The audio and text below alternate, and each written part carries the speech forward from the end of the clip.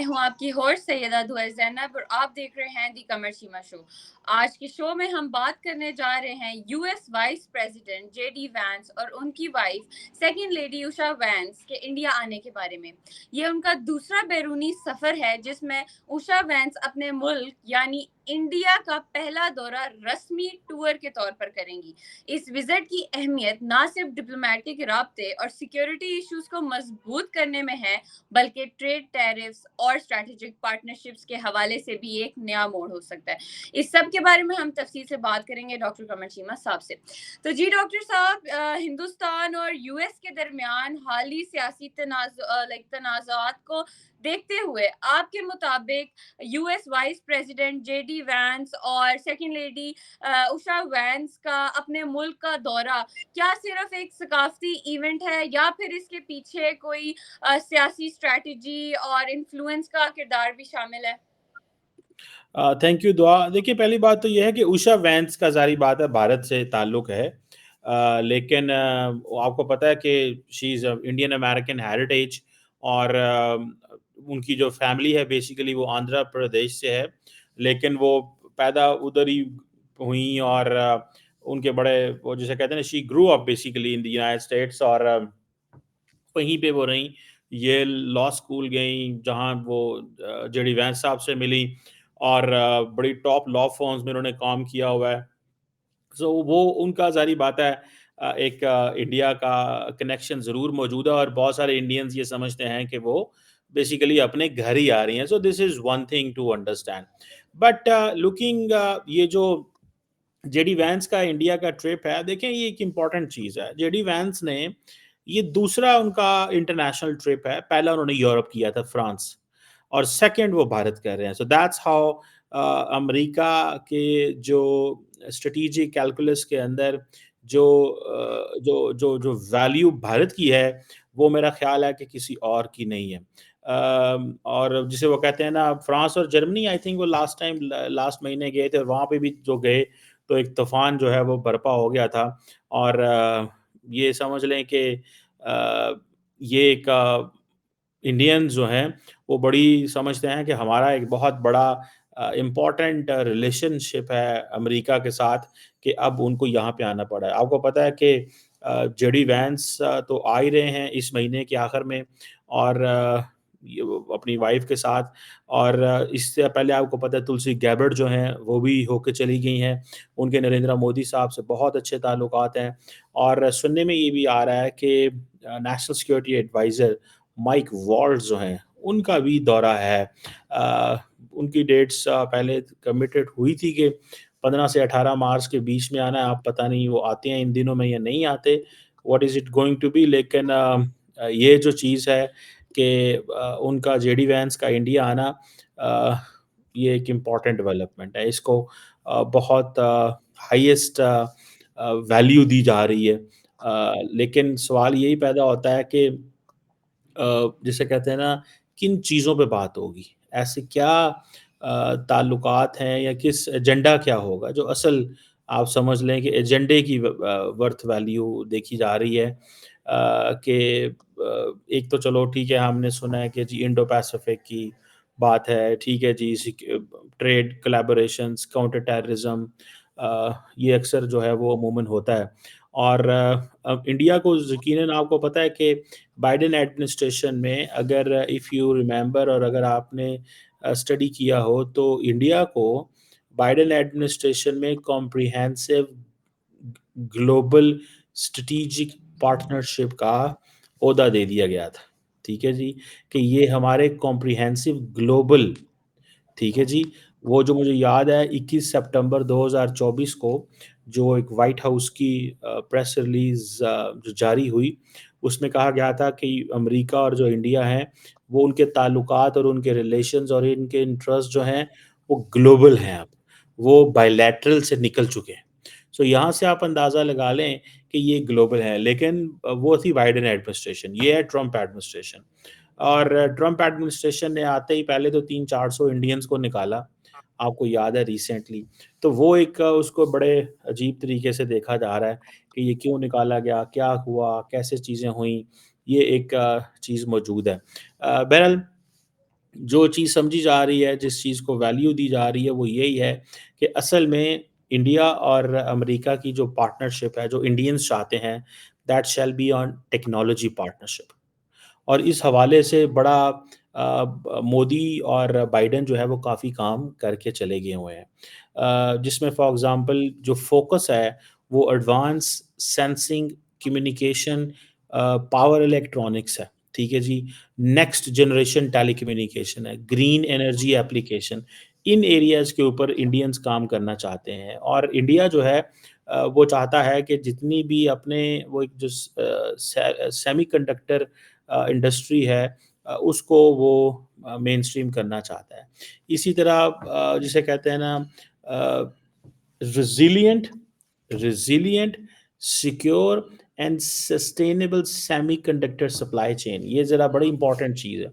क्योंकि अमेरिका और इंडिया का दोनों का जैसे फॉर एग्ज़ाम्पल इंडिया ने कहा है कि जी हमने 2070 तक फुल क्लीन एनर्जी पे शिफ्ट हो जाना है। अमेरिकन्स कहते हैं कि हमें सेमीकंडक्टर चाहिए। जैसे फॉर एग्ज़ाम्पल अमेरिकी सदर डोनाल्ड ट्रम्प ने यूक्रेन के हवाले से कहा कि हमें 500 अरब डॉलर की मिनरल वेल्थ है तुम्हारे पास वो दो। तो वो क्या है? बेसिकली वो इसी चीज़ के ऊपर घूमती है। इंडिया को जो ये अमेरिकन्स कहते हैं कि resilient, secure and sustainable semiconductor supply chain चाहिए, तो वो इसी चीज़ में है कि भाई इंडिया को भी इस चीज़ में मिलाएँ। जहाँ-जहाँ इंडिया को ये सेमीकंडक्टर जो है वो इसकी मैन्युफैक्चरिंग में सपोर्ट चाहिए, हम इनको दें, ये हमें दें और हम मिल के बेसिकली चाइना को डिसएडवांटेजेस पोज़ीशन में रखें। तो ये इसको अगर आप देखें, सो इस सिलसिले में इंडिया की बहुत सारी कंपनीज़ जो हैं, इस सिलसिले में इंडिया एंड यूएई जो है, जो कि इंडिया का बहुत करीबी पार्टनर है, वहाँ पे भी इंडियंस जो हैं वो यूएई को एंगेज कर रहे हैं कि वो पूरी दुनिया के अंदर जो रेयर अर्थ मेटल्स हैं उसके ऊपर काम करें। और जिसे वो कहते हैं ना अब गाड़ियाँ, internet, artificial intelligence, data centres वो सारे के सारे ये सेमीकंडक्टर इंडस्ट्री से लिंक है। और ये जो जिसे कहते हैं ना ये जो और ये सारा कुछ लिंक है हाई क्वालिटी जॉब्स, ठीक है जी? जिसके लिए इंडिया कोशिश कर रहा है, जिसके लिए अमेरिकन्स पता नहीं किस हद तक इंडिया को लिफ्ट कराते हैं कि नहीं कराते।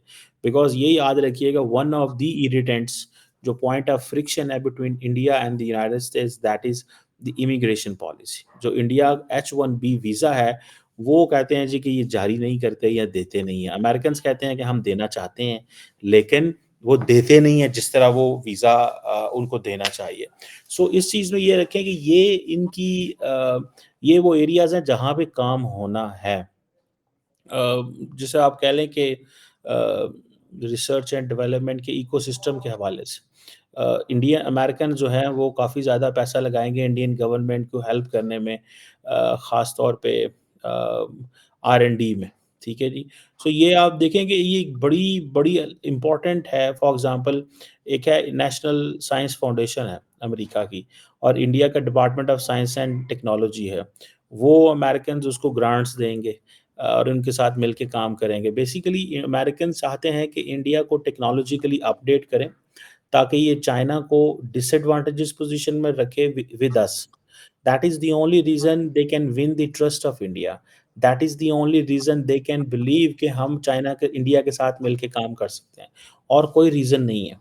इंडिया का इंटरेस्ट किन चीज़ों में है? देखें, कोई पाकिस्तान तो नहीं है ना कि जी ठीक है तालिबान के साथ ही गुज़ारा कर लेंगे, इनको थोड़े से पैसे-पूसे दे लो या इनका वो कर लो। जैसे हमारे यहाँ पे हम लोग तो पता है सस्ते बिक जाते हैं। इंडियंस नहीं सस्ते बिकते। हम तो बिक जाते हैं सस्ती कौड़ियों के दामों में हम बिक जाते हैं। इंडियंस बड़े महँगे हैं। इंडिया का क्या कहता है? इंडिया अपना फ्यूचर बना रहा है। इंडिया कहते हैं कि अगर हमें अमेरिकन्स कहीं पे इस्तेमाल भी कर जाएँ, गो के अमेरिकन्स कभी भी इंडिया को इस्तेमाल नहीं कर पाएँगे क्योंकि इंडियंस कोई मौका नहीं अमेरिका को देंगे। वो जिसे कहते हैं ना अमेरिका कानों को हाथ लगाएगा।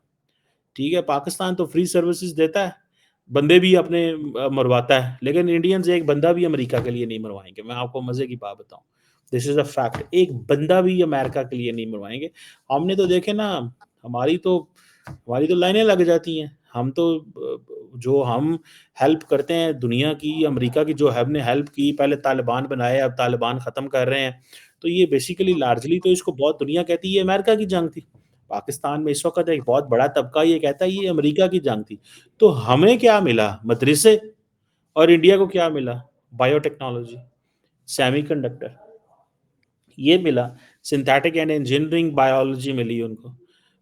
उनको जनाब इस फ्यूचर उनका साइंस एंड टेक्नोलॉजी में, आर्टिफिशियल इंटेलिजेंस में वो आ गए, क्वांटम एंड क्रिटिकल टेक्नोलॉजी में वो आगे आ गए।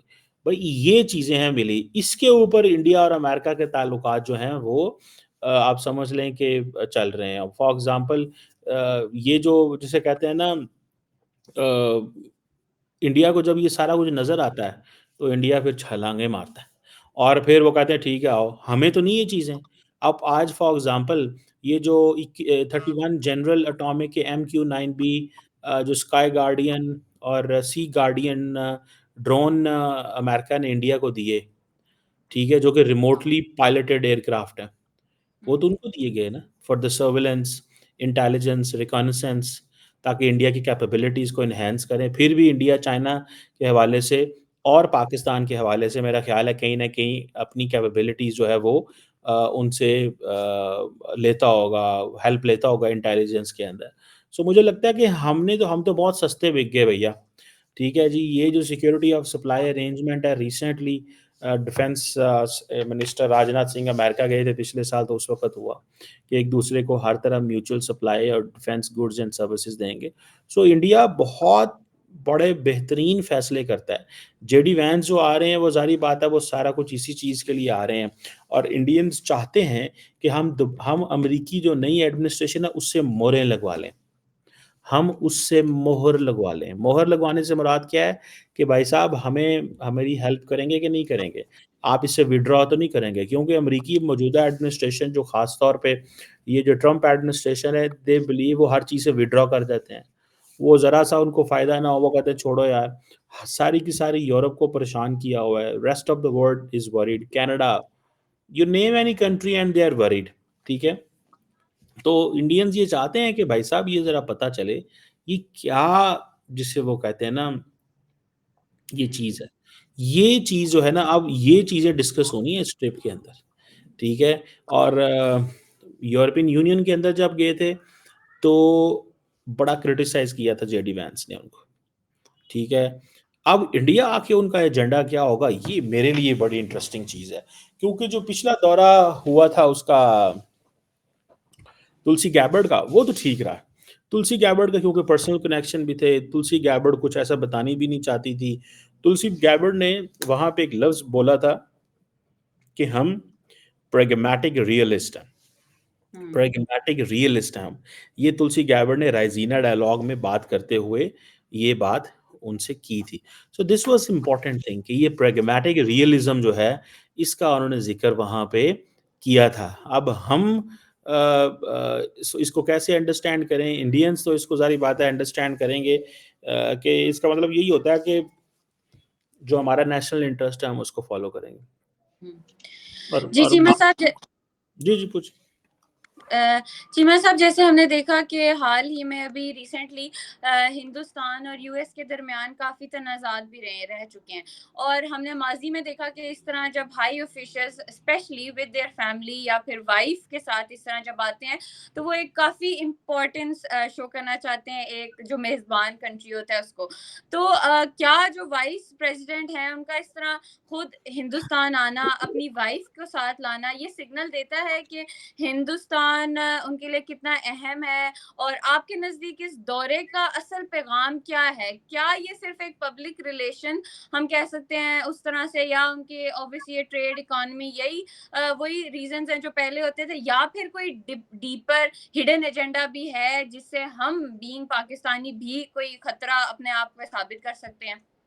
देखिए, हमें क्या खतरा होना है, हम खुद ही एक अपने लिए खतरा हैं, पहली बात तो ये है। लेकिन दूसरी इसमें देखिए एक लफ्ज़ होता है उसे बोलते हैं पर्सनल डिप्लोमेसी, ठीक हुँ, है? पर्सनल डिप्लोमेसी अगर आपको याद हो कि लास्ट ईयर बरतानिया के वज़ीर-ए-आज़म होते थे ऋषि सुनक, हुँ, तो ऋषि सुनक अपनी बीवी के साथ आए थे हुँ, और उन्होंने मंदिरों का विज़िट किया, बल्कि वो थोड़े महीने पहले भी 1-2 महीने पहले भी भारत आए हुए थे और वो ताजमहल इधर-उधर वो सारा गए। उन्होंने मुलाकातें वग़ैरह की हैं इंडिया के अंदर। सो अभी भी वहाँ पे पार्लियामेंटेरियन है दिस दैट। सो ये पर्सनल डिप्लोमेसी होती है, वो जो रिलीजियस डिप्लोमेसी होती है, पीपल टू पीपल कॉन्टैक्ट। अब उषा वैंस जब आएँगी, तो हो हुँ, सकता है वो आंध्र प्रदेश जाएँ, ठीक है जी। उनकी ज़ाहिर बात है सिक्योरिटी वही हाई लेवल सिक्योरिटी उनकी होगी। यस। अगर आपको याद हो कि अगर वो आती हैं, घूमेंगी-फिरेंगी इंडिया के अंदर, वो अपने आगे हिंदी ज़ुबान बोलेंगी या मंदिरों में जाएँगी, तो वो एक उनकी पर्सनल डिप्लोमेसी है। फिर देन देखें आप कि ये जो आपको याद होगा हाउडी मोडी हुआ था एक अमेरिका के अंदर। हुँ। एक नमस्ते ट्रंप हुआ था, हाँ, ठीक है? ये बेसिकली एक एक पर्सनल केमिस्ट्री है जो इंडिया और अमेरिकन जो है आपस में दिखाते रहते हैं एक-दूसरे को। सो इसमें इसको मेरा ख़्याल है इस एंगल से देखना चाहिए और I am not sure but I think Usha Vance जो है वो जेडी वैंस के साथ यूरोप नहीं गई थी। I think if I am not wrong. So hmm. This is her first trip. ये उनका यस। पहला ट्रिप है दुनिया में, वो कहीं भी जा रही हैं और वो उन्होंने शी इज़ कमिंग विद अपने वाइस प्रेज़िडेंट के साथ आ रही हैं। तो इससे आप थोड़ा-सा अंदाज़ा लगा लें कि वो भी अहमियत दे रही हैं। शी डिडन्ट थिंक कि मुझे इस ट्रिप को लूज़ करना चाहिए या मुझे यहाँ पे इग्नोर करना चाहिए। So she wants to come because as a vice president she may not as a DG Vance मैं जो है जेडी वैंस सॉरी मैं डीजे यस। मेरे ज़हन में लफ्ज़ आ रहा था। हमारे एक डीजे भट्ट होते थे। जेडी जे जेडी मिलते-जुलते नाम हैं। तो बहरहाल जो डीजे क्या नाम है इनका? D JD. जेडी सॉरी जो जेडी वैंस हैं, ये he may not come back in India as a जिसे आप कह लें कि जिसे कहते हैं ना एज़ अ वाइस प्रेज़िडेंट। तो हुँ। उनको ज़ाहिर बात है मौका मिला हुआ है उनकी वाइफ़ को, तो हम वाइस प्रेज़िडेंट कहते हैं, ये ना हो फिर जेडी डीजे बन जाए मेरे मुँह से। तो so the point here is कि ये उनके लिए एक चांस है to visit, explore India, to build connections. आपको याद होगा कि अभी थोड़े दिन पहले प्राइम मिनिस्टर मोदी ने सुनीता विलियम को खत लिखा है। अगले हुँ। दिन आपने पता है डिस्कशन की थी उसके ऊपर जी। कि हम तो अल्लाह के हुक्म से ज़ाकिर नाइक को बुलाते जाकिर हैं। नाइक। जी। हम ज़ाकिर नाइक को बुलाते हैं और वो किसको बुलाते हैं? सुनीता वो विलियम्स। वो सुनीता विलियम को बुलाते हैं। तो मोदी साहब का ये तरीकाकार है। तरीकाकार भी है, तरीक़ा-ए-वारदात भी है। मोदी साहब हुँ। इन चीज़ों में ना थोड़े-से बड़े स्मार्ट आदमी हैं। वो चाहते हैं कि मैं उस डायस्पोरा के साथ राब्ता रखूँ वहाँ पे, जो डायस्पोरा जो है अच्छे काम करता है। जिस डायस्पोरा की मतलब वैल्यू जो है ना वो अच्छी हो, मैं उस डायस्पोरा को एंगेज करूँ, ना कि मैं फ़ज़ूल जो डायस्पोरा है उसको एंगेज करूँ। सो ये चीज़ जो है ना दैट मेक्स अस अवेयर कि क्या बेसिकली किस तरह की चीज़ें जो हैं। सो ये एक पर्सनल डिप्लोमेसी है और नरेंद्र मोदी इस पर्सनल डिप्लोमेसी के बड़े किंग हैं। मैं आपको बात बताऊँ, उनको बड़े अच्छे से ये पता है कि मैंने ये पर्सनल डिप्लोमेसी किस तरह करनी है। ठीक है जी। और मैंने किस तरह वो चीज़ों को सिक्योर करना है, मैंने किस तरह अपनी रेलेवेंस जो है वो बढ़ानी है और ये इन चीज़ों में उनको बड़ा वो जिसे कहते हैं ना पता है जी। कि मेरे मुझे क्या करना चाहिए या मेरे लिए क्या जो है वो ज़रूरी है।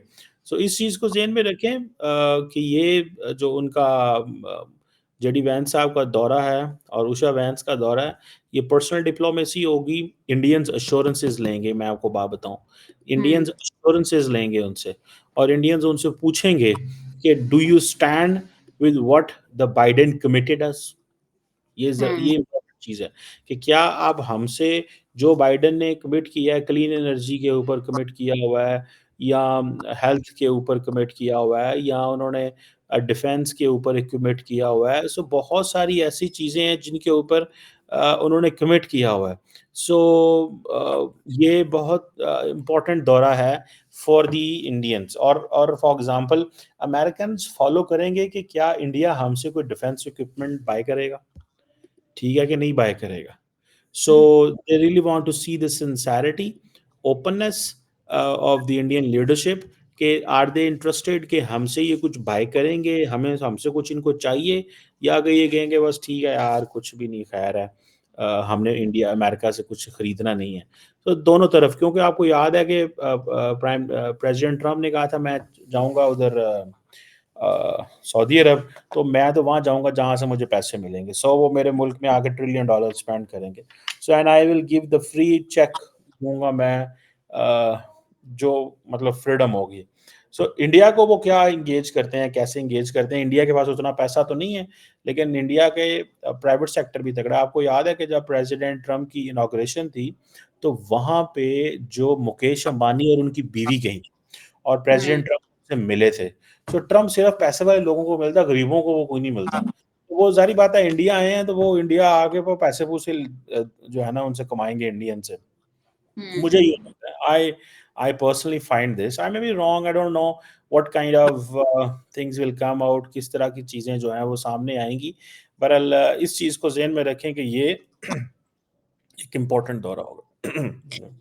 जी चीमा साहब, जैसे हमने देखा है रिसेंटली काफ़ी मोदी साहब ने जो है वो भी काफ़ी विजिट्स किए और उन्होंने काफ़ी हाई प्रोफाइल जो हैं इस तरह के इंडिविजुअल्स को मतलब उन्होंने भारत के विजिट्स किए और अभी यूएस और भारत भी अपने ताल्लुकात को इस तरह से गहरा करें।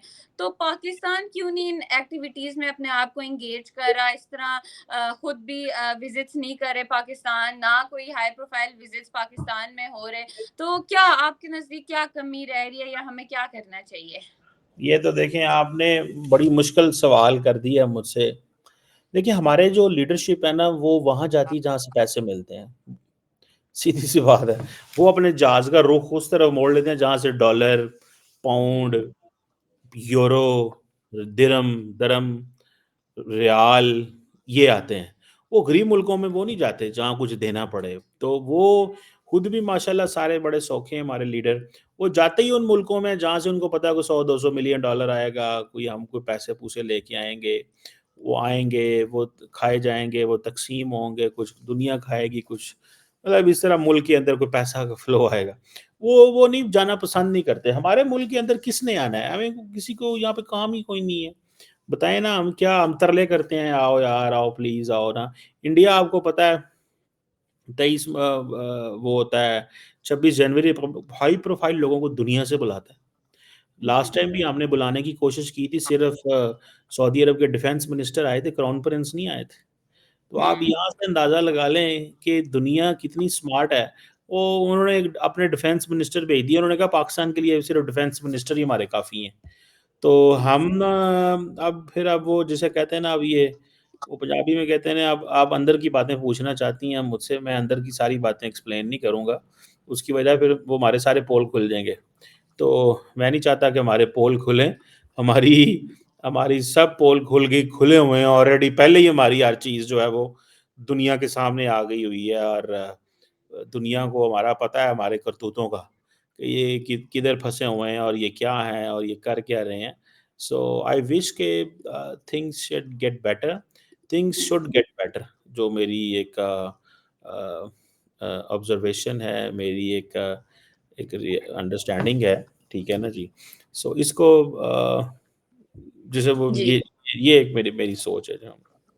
बस आखिर में चीमा साहब आप सिर्फ़ ये बता दें कि जैसा आजकल के हम ग्लोबल जियोपॉलिटिकल सिनेरियो को नज़र में रखते हुए आप कैसे देखते हैं कि इस ट्रिप से क्योंकि आजकल हम देख रहे हैं रीजनल सिक्योरिटी की भी बहुत बातें हो रही हैं, इंटेलिजेंस शेयरिंग की भी बहुत बातें हो रही हैं। तो इस ट्रिप से रीजनल सिक्योरिटी और इंटेलिजेंस शेयरिंग में क्या असरात होंगे? बस। देखिए, इंडिया और अमेरिका के बहुत अच्छे ताल्लुकात हैं in terms of intelligence sharing. बहुत सारी इंटेलिजेंस जो है वो इंडियंस को अमेरिकन्स शेयर करते हैं। On China, on Indo-Pacific, on so many areas. यहाँ पे आपको पता है पाकिस्तान के साथ तो वो कुछ भी नहीं करते। कोई इंटेलिजेंस नहीं है। इंडिया के जो है ना वो मैंने अभी आपको बता रहा था सोसा, बीका, हुँ, कॉमकासा, इस तरह के एग्रीमेंट हैं इंडिया और अमेरिका के बीच में। वो सारे मौजूद हैं, ठीक है? लॉजिस्टिक्स, सप्लाई ये वो हर चीज़ का उनका एग्रीमेंट आपस में मौजूद है। सो हमारा तो ऐसा कुछ भी नहीं है। सो इंडियंस को तो उन्होंने बड़ा लाडला रखा हुआ है अमेरिकन्स ने, फ्रैंकली स्पीकिंग। और वो इंडियन जो है अमेरिका के लाडले हैं इस वक़्त। बिकॉज़ देखिए, अमेरिकन्स वो कहते हैं ना, अमेरिकन्स को इस चीज़ का पता है यार इनके पास पैसे हैं। ये हमारे साथ कारोबार करेंगे, ठीक है? बिज़नेस करेंगे, कुछ खरीदेंगे, कुछ हम इनको बेचेंगे, दुनिया में इनकी इज़्ज़त है। तो वो उनके साथ हर चीज़ करने को तैयार हैं। फिर ये सो कॉल्ड एंटी चाइना भी बने हुए हैं, हालाँकि इंडियंस एंटी चाइना उस तरह है नहीं है। ये पॉलिटिकल क्लास ने करने की कोशिश की है ताकि हम जो इंटरनेशनल सपोर्ट लें, क्योंकि India is doing every effort to normalise relation with China. India हर कोशिश कर रहा है ताल्लुकात को नॉर्मलाइज़ करने की। इंडिया कन्फ्रंटेशन नहीं चाहता, ठीक है ना? हुँ, तो पिछली बाइडेन एडमिनिस्ट्रेशन तो चाहती थी कि इंडिया के को कन्फ्रंटेशन हो, और जैसे वो कहते हैं ना, अ, ये एक चीज़ मुझे हमें लगती थी। ये जो एडमिनिस्ट्रेशन है, ये नहीं चाहती कि ट्रम्प एडमिनिस्ट्रेशन के चाइनीज़ से लड़ाइयाँ-शड़ाइयाँ हों। ये और मज़ाज के लोग हैं। इनका थोड़ा-सा स्टाइल जो है वो डिफरेंट है। So let's see, intelligence sharing भी होगी और भी होगा, लेकिन असल में ये ट्रम्प एडमिनिस्ट्रेशन ने हर एक को बड़ा नर्वस कर दिया। सो हुँ। Everybody everybody who wants to meet them, they want to see कि ये क्या करेंगे, कैसे हमारे साथ एंगेज करेंगे, किस तरह काम करेंगे। So this is what they are thinking. जी। बहुत शुक्रिया सीमा साहब। तो दोस्तों आज हमने तफ़सील से बात की US vice president JD Vance और उनकी वाइफ़ के इंडिया के दौरे के बारे में। उनकी वाइफ़ का ये पहला ऑफ़िशियल दौरा है इंडिया की तरफ, जिससे हमें साबित होता है कि वो ये दौरा काफ़ी इम्पोर्टेंट है उनके लिए, और ये दौरा जो है ये सिर्फ़ डिप्लोमैटिकली या फिर सिक्योरिटी इश्यूज़ को मज़बूत करने में नहीं, बल्कि ट्रेड के बारे में, स्ट्रैटेजिक पार्टनरशिप के हवाले से भी एक नया मोड़ है। और पाकिस्तान को भी इन चीज़ों से सीखना चाहिए, अपने आप को एंगेज करना चाहिए और इस तरह के विजिट्स करने चाहिए, इंस्टेड के वो बस खामोशी से वही बगैर एडवोकेट्स के कोई स्पोक्स पर्सन या पाकिस्तान का एज सच। तो फिर मिलते हैं एक नए टॉपिक के साथ नए एपिसोड में। Take care.